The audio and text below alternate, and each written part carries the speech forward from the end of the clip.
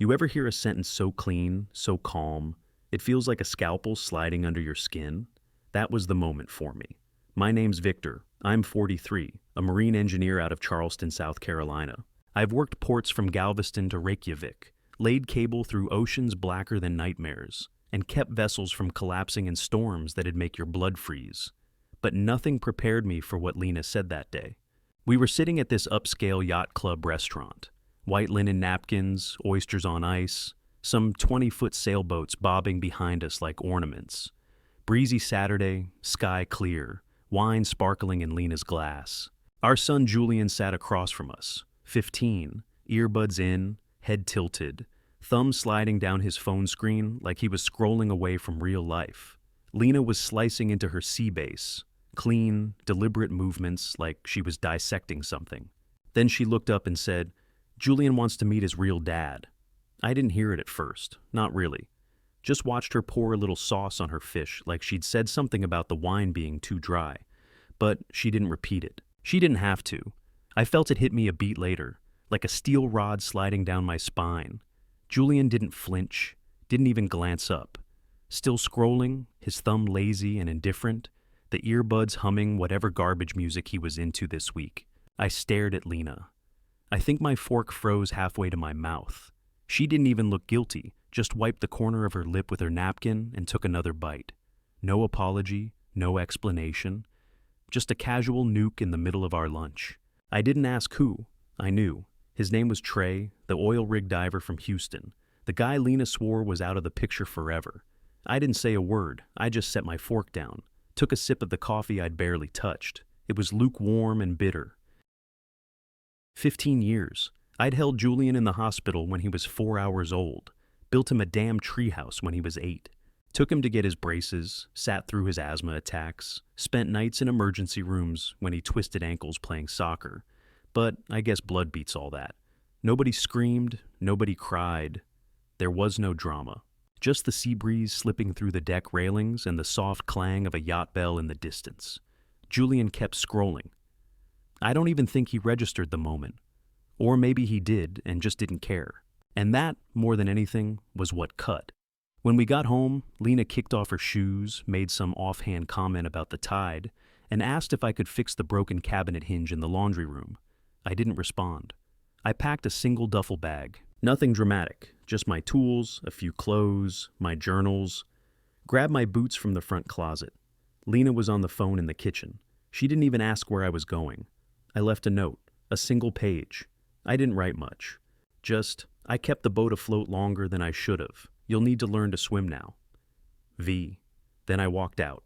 Didn't slam the door. Didn't look back. Sometimes silence is the loudest damn sound in the world. I drove east. Just kept going. Didn't turn on the radio. Didn't check my phone. Didn't even punch in a destination.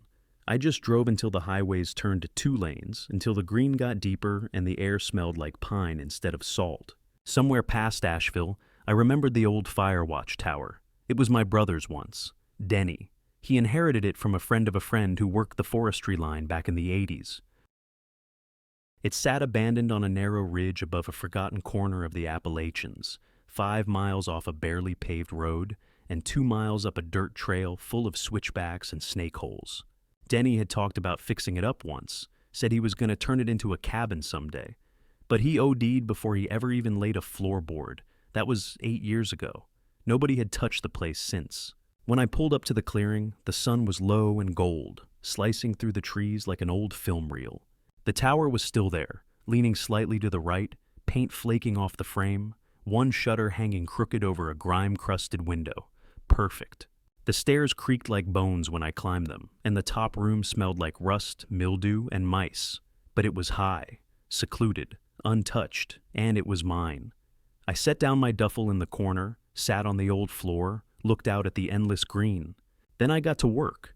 That first week, I didn't think about Lena. I didn't think about Julian or Trey or what 15 years of fatherhood added up to in the end. I thought about wood rot and bolt tension, and what kind of oil would unstick the rusted hinges without collapsing the platform under me. There was no electricity, no running water, just the wind, the quiet hum of cicadas, and the occasional low swoop of a hawk passing by like a shadow. I stripped the place bare, tore down every faded poster Denny had taped to the wall, hauled out a metal cot and a pile of rat-eaten blankets, took everything that reminded me of someone else's ghosts and dumped it in the woods to rot. Every board I replaced felt like a reset. I patched holes, reinforced the support beams, scrubbed mildew from the windows until they let the light in again. I built a table from salvaged planks, fixed up a wood stove someone left half buried behind the tower, spent 2 days rigging up a rain catch system with tarps and buckets.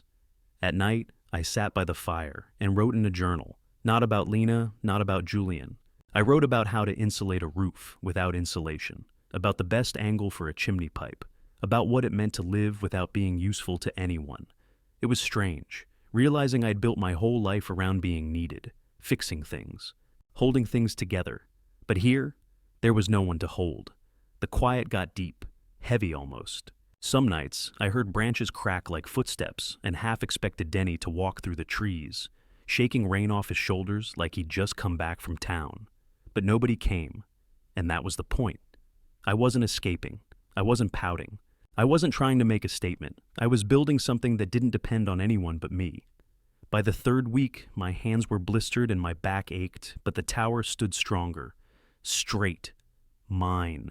I caught trout in the stream at the base of the hill, learned how to smoke them over cedar chips I chopped myself, dug a little trench to redirect runoff from the trail. Every task had a purpose. Every day had a shape. I didn't check my phone. Didn't want to know if Julian had texted. Didn't want to hear apologies from Lena that weren't really apologies. I was done holding a line that nobody else cared about. This was exile, sure, but not the sad kind. This was peace. And for the first time in a long damn while, I slept without dreaming of sinking ships. Back home, Lena opened the door wide for Trey like he was some long-lost hero returning from sea. She told Julian he could invite him over for dinner, said it with a bright tone, like they were trying out a new after-school program. "Just see how it feels," she said. Trey showed up in a denim jacket 2 sizes too tight, smelling like gasoline and whatever off-brand cologne comes free with a can of shaving cream. He brought Julian a baseball glove, even though the kid hadn't played ball since middle school. "I figured we could toss it around sometime," he said, voice scratchy but amped with charm. "Make up for lost innings, huh?" Julian shrugged, gave him a half smile. "Cool, I guess." They sat around the dinner table eating Lena's reheated meatloaf, and Trey talked like he was auditioning for a second chance. Fast, loud, all full of stories about diving rigs and near-death experiences. "Got hit in the chest with a snap tether once, right over the heart. Didn't even break a rib." Lena laughed like it was impressive. Julian just kept stabbing his green beans with his fork. After dinner, Trey cracked open a beer from the back of the fridge without asking. Lena noticed, didn't say anything. The first no-show happened the next week. Trey was supposed to take Julian out to the lake. Fishing. Just the 2 of them. Julian even dug through the garage for the tackle box Victor had left behind. But Trey never showed. An hour past the time, Julian stood at the edge of the driveway, staring down the street like he could summon the guy with pure will. He didn't say anything when he came back inside, just went up to his room and closed the door. Lena texted Trey. No response. He finally called 2 days later. "Sorry, sweetheart. Got called into a job offshore. Last-minute thing. You know how it is?" She tried to cover. "He understands. Just try to call next time." But Julian didn't understand. The second no-show was a week later. This time, a baseball game. Trey had the tickets, promised they'd sit behind home plate. Julian told a few kids at school he was going with his dad. He waited in front of the house for almost 40 minutes before he gave up. He didn't come back angry. He came back quiet. That was worse. He didn't take his earbuds out for dinner that night, didn't touch his food either. By the third broken plan, Julian didn't even pretend to wait. He stayed in his room, lights off, door shut. Trey sent a voicemail at 1 a.m. about a family emergency in Louisiana. Julian didn't listen to it. He started skipping soccer practice. Grades slipped. Teachers called Lena, asked if everything was okay at home. She lied, said it was just a rough patch. The house, once neat and sterile, began to sag at the edges. Dishes stayed in the sink longer. Mail piled up on the kitchen table. The grass out front crept ankle-high before anyone noticed. Lena tried to make up for it, tried to plan outings, movie nights, mother-son dinners. But Julian pulled back. He stopped responding to her questions, stopped saying goodnight. Some evenings he didn't even come out of his room until she knocked twice and said his name. One night she stood outside his door for almost a full minute, debating whether to open it. She didn't. Down the hall in the linen closet, Victor's toolbox was still sitting where he left it, dust gathering on the handle. She thought about throwing it out. She didn't do that either. Trey called again a week later, drunk. Left a rambling voicemail that started with, "Hey bud, miss ya," and ended with a slurred rant about taxes and child support. Lena deleted it before Julian could hear. Julian stopped asking questions, but every silence of his said what words wouldn't. He was seeing the truth, piece by piece. The man who gave him DNA showed up with loud stories and empty promises. The man who raised him left without a fight. And somewhere in the space between those two men, Julian was free-falling. No net, no signal, no answers. Just that bitter, crawling question hanging in the air. What does a real dad actually look like? The pipe burst on a Wednesday morning. Julian was the one who found it, water pooling near the laundry room door, soaking through a pile of towels Lena had left there days ago. He knocked on her bedroom door once, then again, louder. By the time she rushed out in her robe, her feet hit a half-inch of standing water. She stood there blinking at it like it didn't make sense, like the house itself had suddenly turned on her. They used to call Victor for things like this. He'd patch it up before dinner, dry the floor, fix the valve, and leave no trace by morning. Lena Googled a plumber, waited 4 hours, paid him more than she had in her checking account, put it on the credit card again, the same one already behind. She didn't tell Julian that. That same afternoon, she opened the mailbox and found the third past due notice from the electric company. The envelope was pink this time. She sat in the car holding it in her lap for a long while, engine running, eyes unfocused. The neighbor walked by with his dog. She waved, pretending to scroll on her phone. That weekend, the refrigerator started making a low, groaning noise. The kind Victor would have heard from the other room. He used to listen to the house. He'd walk through it like it was a living thing, tightening hinges, testing floorboards, checking the water heater filter without being asked. He never left a chore half done. Lena used to joke that he was more machine than man. Now, the light above the kitchen sink flickered for 3 days before she replaced the bulb. When she did, it still flickered. The house was starting to sag. Outside, the lawn turned patchy, grass long and wet and yellowing near the porch. Weeds climbed through the cracks in the walkway. Julian noticed. He noticed everything now. He didn't say much, but his eyes tracked it all. The unpaid bill left on the counter, the stack of dishes from 2 nights ago, the broken zipper on the couch cushion that used to drive Victor crazy. Something in him changed after the third no-show. He'd stop Lena in the middle of a sentence with just a look. Not angry, not dramatic, just detached. He stopped wearing clean clothes unless she reminded him. He let his grades slip. Got 2 detention slips in a week. When the principal called about a fight in the hallway, Lena nearly dropped the phone. Another boy said something about his dad, the principal explained. Julian shoved him into a locker. Nothing major, but we're concerned. He's not talking to the counselor. Lena thanked her, hung up, and cried in the pantry, door closed, face buried in a stack of unused cloth napkins. That night, she cooked his favorite, bacon mac and cheese from scratch, lit a candle at the table, set out the good dishes. Julian didn't come down, just texted, "Not hungry." She left the plate on the stove for him anyway. An hour later, she knocked on his door, gently. He didn't answer. She turned the knob, hesitated, but didn't go in. Instead, she sat on the top stair and scrolled through her contacts until she found Victor's name. She hovered over it, then she hit call. It rang once, twice, straight to voicemail. She cleared her throat. "Victor, hey, I know you probably don't want to hear from me, and I get that, but it's Julian." She paused. "He's not okay. I thought I could handle things. I was wrong." Silence. More than she expected poured out after that, her voice cracking, her words tumbling over themselves, trying to explain what couldn't be explained. She left 3 voicemails that night, then 4 more the next day, 8 more by the weekend. 17 in total, all to the same number, all ending the same way. "Please, just call me back." Victor didn't, not once. And she started to realize something that didn't fully hit until then. Victor hadn't just left the house. He'd disconnected every digital tether, deleted his social media, changed his email, stopped answering the world. He didn't want to be found, not out of spite, but out of decision. And that decision echoed through the walls of their crumbling house louder than any slammed door could. It said, "You built this. You tore it down. Now, live in what's left." Trey came back the following Thursday. It was raining hard, thin, cold rain that slipped under collars and turned sidewalks slick. Lena opened the front door to find him standing on the porch, soaking wet and holding a soggy paper grocery bag like it was an offering. "Didn't know if y'all had dinner yet," he said, smiling too wide.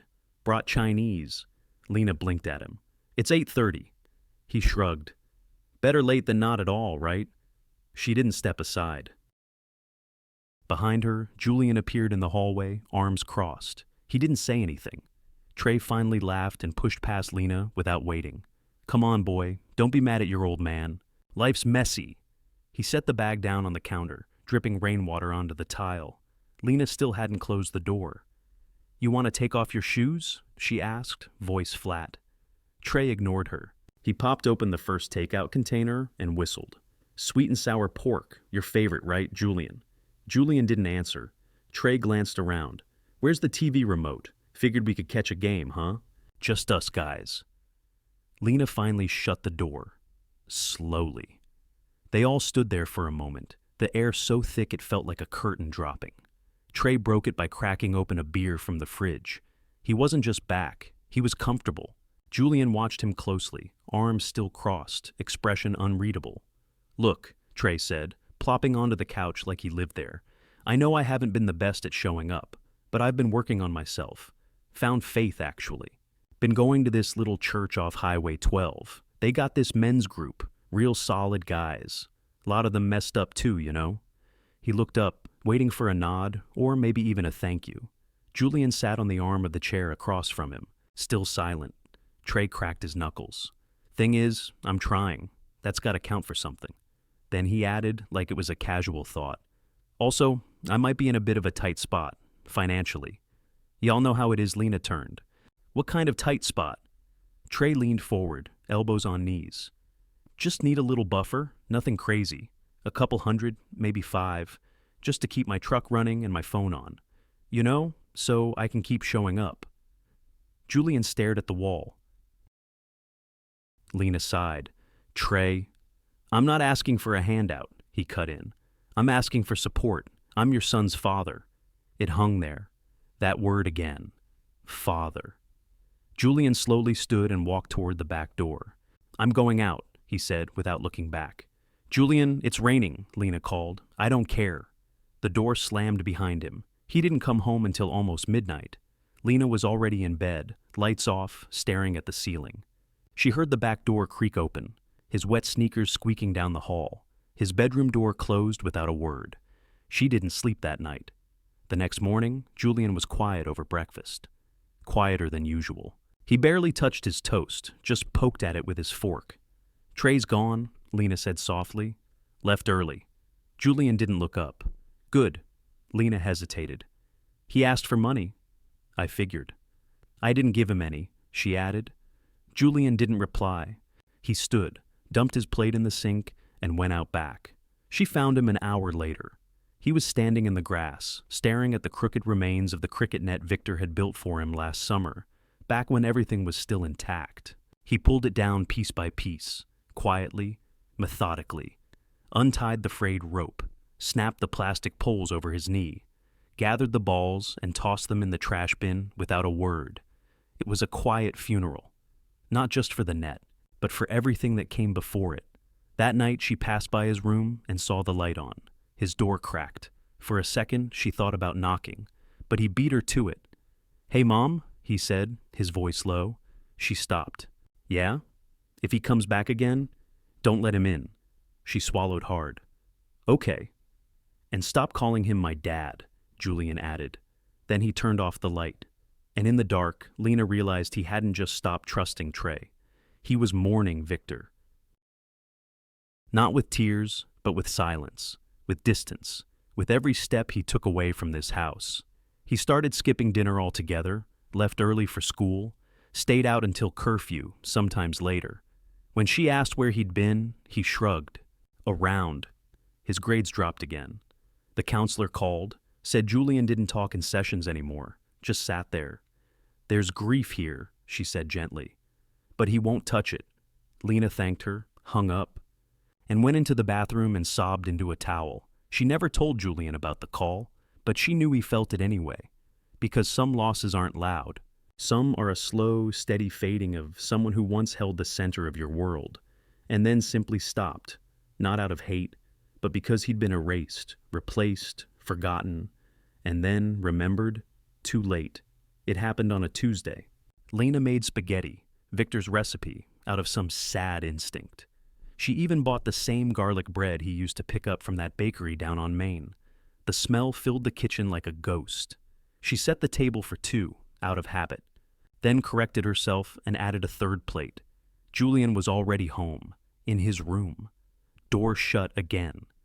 "Trey's not coming tonight," she called through the crack. Silence. She tried again. "Dinner's ready." He came down without a word, slid into his seat, earbuds still hanging around his neck. Lena served him a plate. He stared at it for a long second. Then he looked up. "You made Dad spaghetti." Lena froze halfway through scooping her own. "It's just spaghetti." Julian blinked at her. "You think this makes it better?" She set the spoon down slowly. "I thought it might feel familiar." "Oh, it's familiar," he nodded. "You used to make this on birthdays, on Sundays, remember?" Lena didn't answer. Julian pushed his plate away. "It's all fake now." "Julian," she said gently, "I know you miss him." "I do too, but we're trying to move forward." He scoffed. "We? Who's we?" "You and me," she said. "We're still a family." "No, we're not." The words came out sharp, not a shout, just cold truth. "We were a family when Victor was here. Now it's just cleanup." Lena's hands clenched in her lap. "I'm doing the best I can." Julian leaned back in his chair. His face was calm, but his voice trembled. "No, you're doing the best you can to pretend everything's fine while I watch the house fall apart." Lena's throat tightened. "Julian, I know this is hard." "No, you don't." He slammed his palm on the table, rattling the plates. "You have no idea what this feels like. You gave him away." She flinched. Julian's eyes were glassy now, but he didn't cry. "He was here every day. He never missed a game, never forgot my birthday. He built me that net. He fixed everything. And you treated him like a placeholder. That's not true. You told him I wanted to meet my real dad like it was no big deal. Like 15 years meant nothing." Lena's voice cracked. "I thought it was what you wanted." "I never said that," he shouted, standing up. "You never asked what I wanted. You just decided." The silence that followed was louder than anything. Lena sat stunned, mouth half open. I thought maybe you'd feel whole. I thought maybe there was a part of you that needed it." Julian laughed bitterly. "All I needed was him." He turned and stormed out of the kitchen. Lena sat at the table alone for a long time. The spaghetti cooled, the garlic bread stiffened. Then quietly she got up and went to the living room, pulled her phone from the couch cushion. She didn't hesitate this time. She opened the call log and hit redial. Victor's number, voicemail. She spoke slowly, shakily. "Victor, it's Lena. I know I've left you a lot of messages, but this one's not about me." She paused. "It's about Julian. He's breaking, and it's my fault. I thought I was doing the right thing. I thought I was giving him something he was missing, but I was wrong, so wrong." Her voice trembled, barely above a whisper now. "He wants you back. We both do." She ended the call. Then she left another, and another. By midnight, she and Julian had left 17 voicemails between them. His were quieter. A couple only had breathing. One just had, "Please, I didn't mean it." Lena cried in the hallway. Julian sat in the kitchen, elbows on the table, head in his hands. 17 messages. By dawn, none had been returned. No texts, no calls, no signal at all. And somewhere in that heavy gray early morning silence, it settled in. Victor was gone. Not out of rage, but because they'd treated permanence like a guarantee. And now all they had left was the echo of what they'd thrown away. The tower stood straight now.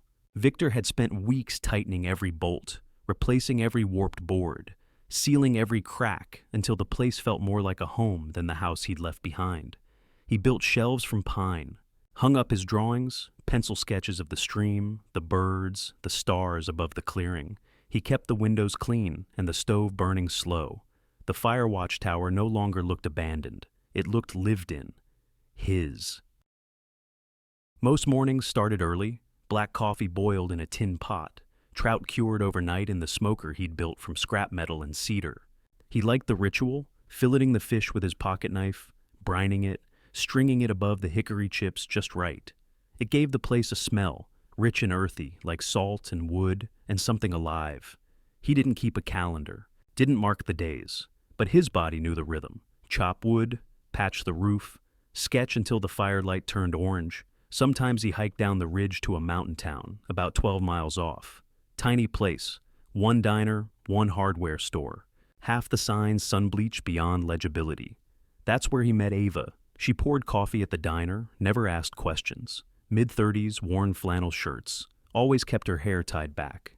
When Victor first came in, she looked at him like he was either lost or dangerous. But after the third visit, she poured his coffee without asking. After the fifth, she called him the quiet one. And on the seventh, she brought him a cinnamon roll on the house and said, "You look like someone who used to be loud." He gave her the smallest smile in return. Ava didn't dig. She just sat across from him on her break and told stories about other people, town gossip, pie competitions, a bear that stole a tourist's backpack. She never asked about the tower, or why he came down with mud on his boots and paint on his hands. Victor liked her for that. Some nights, when the wind was still and the sky was clear, he'd light a lantern, open one of his old sketchbooks, and draw from memory. Not Lena, not Julian. Just shapes, silhouettes, a boat hull, a crooked pine. The way his father's hands looked wrapped around a winch cable. He didn't write anymore, didn't journal, didn't try to explain anything to himself. The silence was explanation enough. Then, one afternoon in early fall, he walked into town and checked his P.O. box. Inside was a single envelope, no return address. The handwriting was familiar, slanted, sharp. Julian's. Victor didn't open it at the counter. Didn't open it in the diner either. He walked the letter all the way back up the trail, past the ridge, back into the tower where the wind hit the windows just right and the stove creaked as it cooled. He stood in the middle of the room and opened the letter slowly. It was 2 pages, front and back, raw handwriting, no loops, no drafts, no polish. Julian didn't beg. He didn't explain everything. But he apologized. For the silence. For the words he hadn't stopped. For the man he let slip away because he thought blood meant something. He said he was sorry, said he missed him, said the house didn't work without him. Victor read every word, then folded the letter neatly, walked to the stove, and fed it into the flames. No anger, no ceremony. Just quiet. The paper curled fast, the ink turning black, then gray, then gone. Victor stood there a long time, watching the fire swallow it. Not because he didn't care, but because he did. Because some things, once burned, don't come back.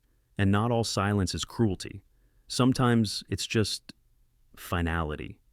Victor poured another cup of coffee, sat by the window, and picked up his pencil. The sketch he started that night was of a boy, standing knee-deep in a creek, holding a net he didn't know how to use. No name, no face, just the shape of someone once held close. And let go. It had been 6 months. Victor wasn't counting, but he knew. The seasons had shifted. The trout were leaner now, faster, the nights colder. Ava brought him thick socks from the dollar bin and told him to stop pretending he didn't feel the wind in his bones. He saw fewer people these days. A choice. But that morning, he drove into town to get oil for the lantern and some wire to reinforce the shutters before the first snow. He didn't expect the grocery store to be busy. It never was. A few older couples, some mechanics from the garage down the road, regulars. He pushed a cart filled with simple things: flour, jerky, tea, a sack of oranges. He wasn't looking for anyone. And then, near the freezer aisle, he saw them. Lena and Julian. She was standing by the dairy case, holding a basket full of soup cans and cereal. Julian was beside her, taller now, his shoulders set differently, but still hunched, like he wasn't sure if the world welcomed him. They didn't see him at first.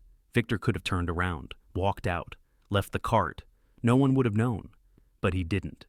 He kept walking, calm, steady. One foot in front of the other, like nothing in him had paused. Until Julian looked up. Their eyes met. It only lasted a second, but in that second, Victor saw everything. Regret, confusion, hope, and something quieter. The kind of grief that doesn't cry anymore, just aches. Julian didn't move, didn't wave. He whispered one word, barely audible, like he wasn't sure if he had the right to say it out loud. Dad. Victor didn't stop. He nodded once, polite, neutral, like two neighbors passing in church, and kept walking. No smile, no frown, just presence, and then absence. Lena turned, saw him too. She didn't speak. She didn't reach out. Her mouth opened slightly, then shut again. By the time Victor reached the checkout, he felt nothing. No spike of pain, no anger. No pull in his chest begging to turn around. The cashier rang him up without small talk. He paid in cash, took his bag, walked out. In the parking lot, Julian leaned against the passenger door of Lena's car, staring down at the asphalt. She saw him too, he said quietly. Lena stood beside him, arms crossed, silent. Julian ran a hand through his hair. He's never coming back, is he? Lena didn't answer right away. Then she nodded, once. No, she said softly. He's not. They stood there for a long time, not speaking, not crying, just standing. The wind picked up slightly. Grocery bags rustled in the cart. Inside the store, Victor's cart rolled gently into the corral. Nothing broken, nothing loud. Just a quiet man with a bag of oranges and no room left for ghosts. And that's how it ended. Not with a blowout fight, not with forgiveness. Just a grocery aisle, a single look. And the confirmation that sometimes, when you walk away, you don't turn around. Victor didn't drive past the house. He could have. The route back from the county clerk's office curved just a few blocks away. But he turned left at the light instead of right, eyes straight ahead, fingers drumming calmly on the steering wheel. The paperwork was in the passenger seat, signed, notarized, filed. The deed to the old house now belonged to Lena. No fanfare. No drama, just black ink on white paper, and a clerk who didn't ask questions. He didn't stop for lunch, didn't browse the bookstore across from the courthouse like he used to. He just got in the truck and made his way back up the mountain. It was colder now. The trees were nearly bare, bark dark with recent rain. The trail leading to the fire watch tower had softened with mud. Victor parked at the edge and hiked the last stretch with practiced steps, boots slick with wet leaves. When he reached the top, the tower stood solid against the wind, unbothered, whole. He stepped inside, peeled off his jacket, and put the kettle on. Ava had slipped a packet of cinnamon tea into his bag the last time he stopped by the diner. For when the fire's too quiet, she'd said. The stove was already warm. The fire he'd started that morning hadn't died yet. Victor added another log, sat down with his sketchbook, and opened to a clean page. He didn't draw that day. Instead, he just watched the fire. It popped and cracked gently, sending little sparks upward. Outside, the wind whispered through the trees like an old song. Nothing urgent, nothing sad. Just movement. He leaned back in the chair he'd built himself, ran a finger over the grain of the armrest, closed his eyes for a moment. There was no bitterness, no lingering fury. Just space. The kind of space that only comes after you've let something go fully. After you've given it every last chance, every call, every silence, every hope, and then watched it burn clean. He thought of Julian sometimes, not with pain, not even with longing, just acknowledgement. A boy once held in his arms. A boy who'd grown taller and quieter. A boy who had looked him in the eye in the dairy aisle and whispered "Dad," like it still meant something. Victor had heard it, and he'd kept walking. Not because he hated him, but because some bridges, once burned, aren't meant to be rebuilt. The fire shifted. A log collapsed inward, sending up a burst of embers. Victor reached for a fresh sheet of paper. He didn't sketch Julian. He sketched a trout leaping midstream. The arc of its body perfect, muscles tight, mouth open, not in fear, but in motion, in instinct. A creature born to move forward, to keep swimming. When the tea was ready, he drank it black, without sugar. He liked it that way now. Outside, the clouds rolled in again. Inside, the fire kept burning. And Victor, once a husband, once a father, once the man who held everything together, sat alone in the stillness. Not haunted, not hollow. Just gone.